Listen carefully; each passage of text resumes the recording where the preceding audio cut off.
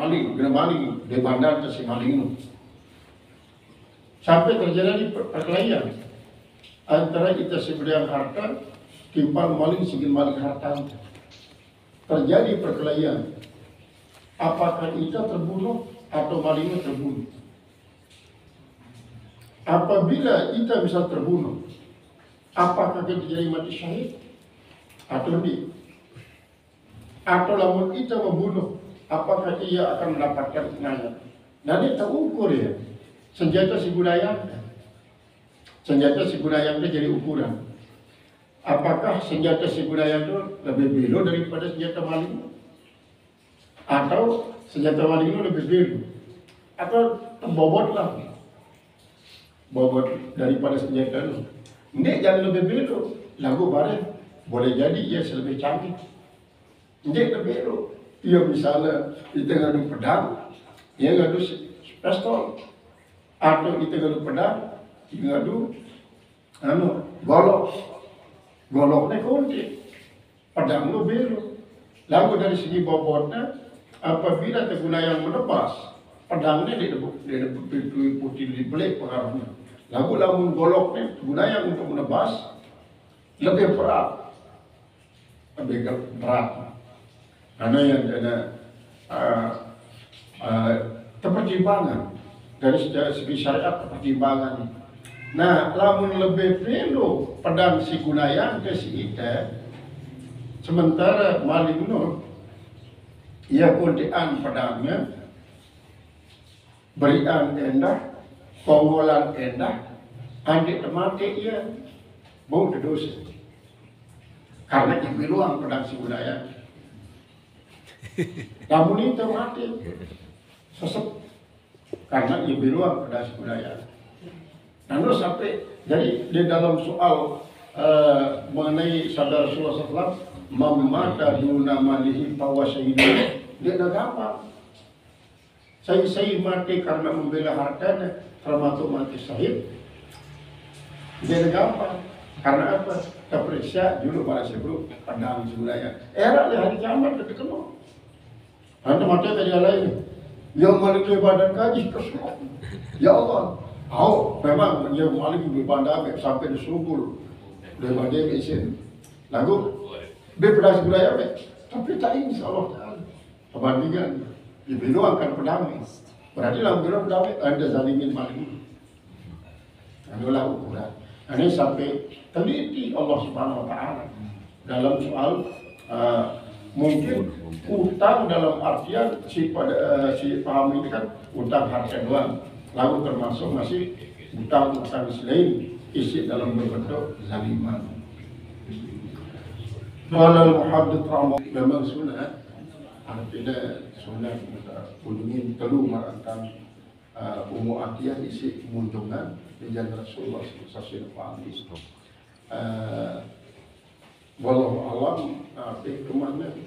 Memang pada dasarnya kan pertama karakter bulu daripada bangsa Arab berbeda guys ini. Agak gimbal, terus mengakibatkan tebok.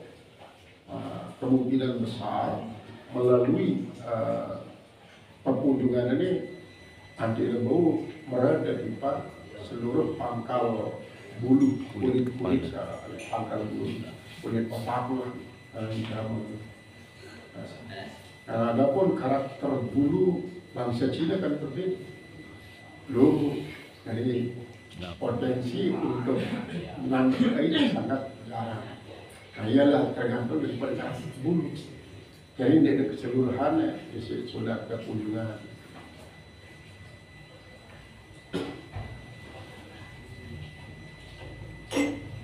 Kemudian ya Rasulullah hikmah daripada kunjungan ini adalah untuk mempermudah penyampaian, memeriksa tidak dari kita berdebat dalam contoh apa dalam kuliah sampai nanti ada di dalam selak sebelah dari itu.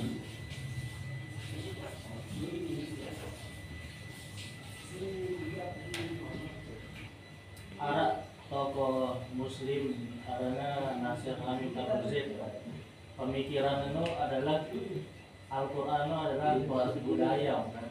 Contoh si tafsiran itu adalah ayat tentang jannatu adnin tajri min tahtiha al-anhar, bahwa surga itu mengalir di bawahnya sungai-sungai. Maka kena produk budaya soalnya kan di Arab itu kan ya, jarang siaran sungai. Nah, namun ke sepengetahuan kita kan namun siaran Al-Quran kan soalnya ini kuliah zaman makan kan, jadi kita tahu tuh bodoh ya nih. Nah, mungkin ada counter pemikiran si orang-orang ini. Memang kan ya mata-mata memahami terjemahan. Padahal Al-Quran ini memang maknanya sangat luas, Mas Bro. Dari terjemahan bil ibarat, terjemahan bil isyarat, dan terjemahan bil hakikat. Adapun ini jelas pendapatnya termasuk almarhum Buya Sakur selaku syariat Islamnya merupakan tradisi dengan Arab. Misalnya di waktu tawa pegawai haji lah, tawa saya kan jorak-jorak, pejorak dana Arab, ya. Jadi dia agungan lalu pegawaian yang saya punya Sakur. Nah, termasuk Mun'im Siri kan Madura ya. Tamat li pondok pesantren di Madura Al-Amin. Soal tamat di Al-Amin, lalu lah kuliah di Pakistan sampai S2 di Pakistan syariah. Nah ya, jadi lanjutan di Chicago di Amerika, Chicago itu S3. Terus tertampunglah yang ngajar di Universitas Kristen Chicago. Jadi guru besar di Chicago, ya si kulit membahas tentang masalah Al-Quran.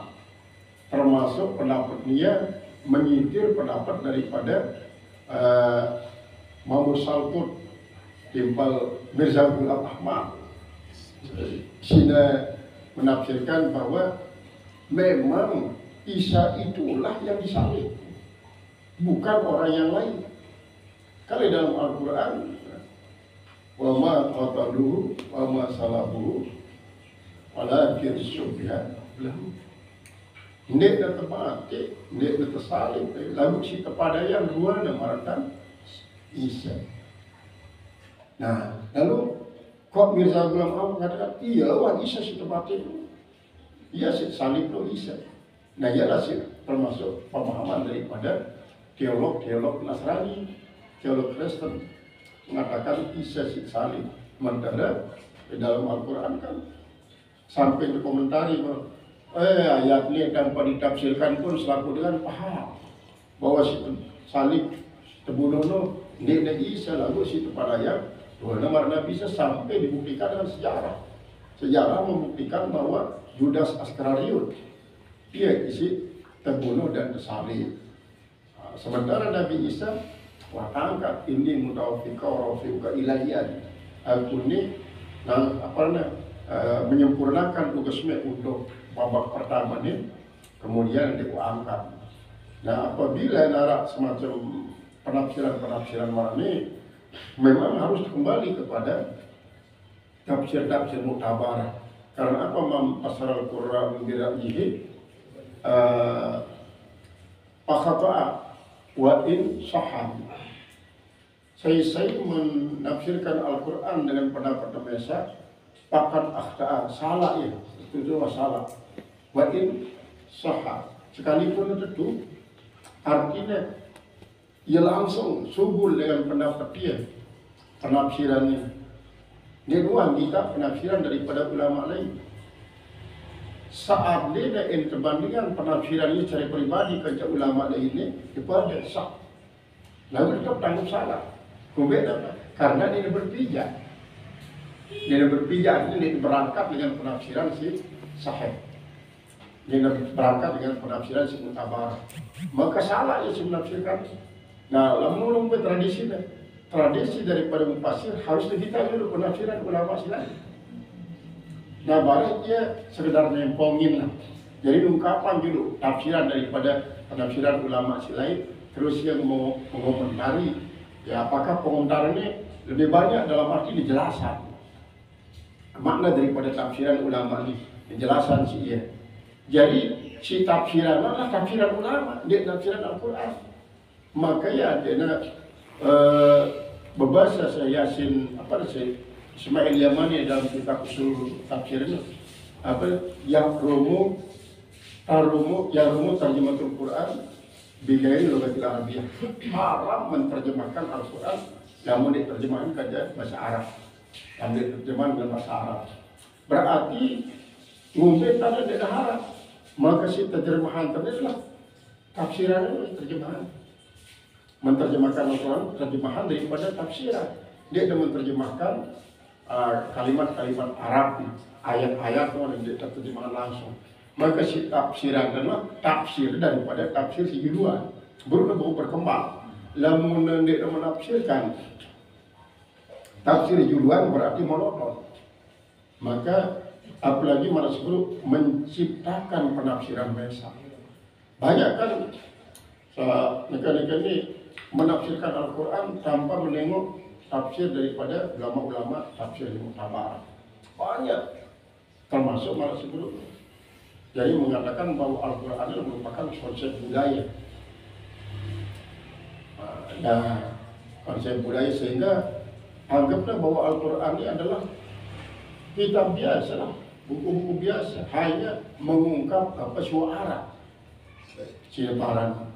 Sehingga dia merupakan sumber inspirasi untuk menciptakan kreasi baru.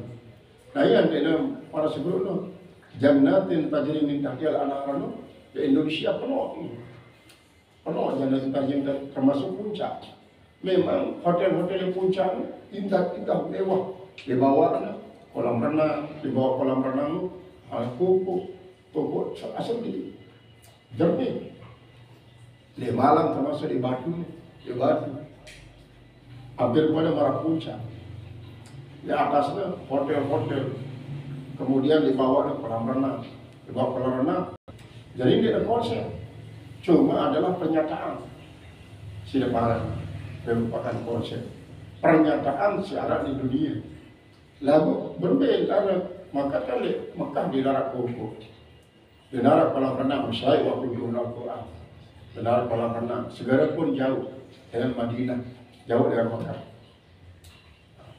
Kok Al-Quran mengungkapkan jannatin tajri min tahtihal anhar. Lamun memang adalah mengadopsi apa si Arab Mekah.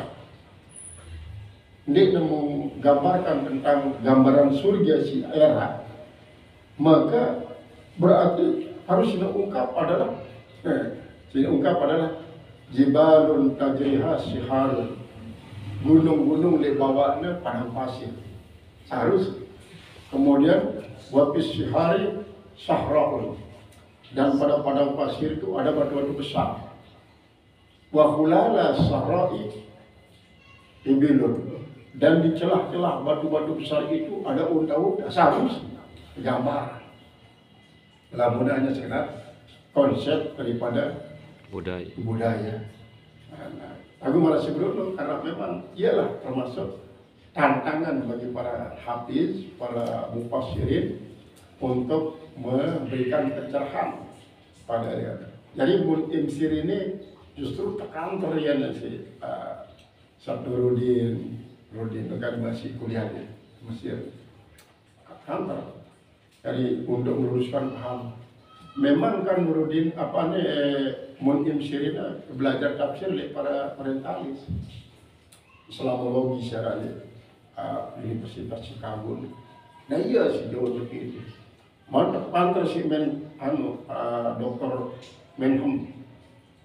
Memang mereka ini termasuk mu'alaf.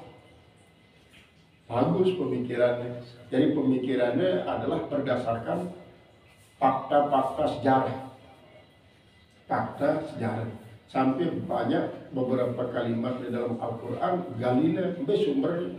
Misalnya lafaz Allah ini apakah dia asli bahasa Arab atau mu'ajab atau mu'arab. arti mu'arab lah bahasa ajam tapi daripada bahasa Arab. Lalu embele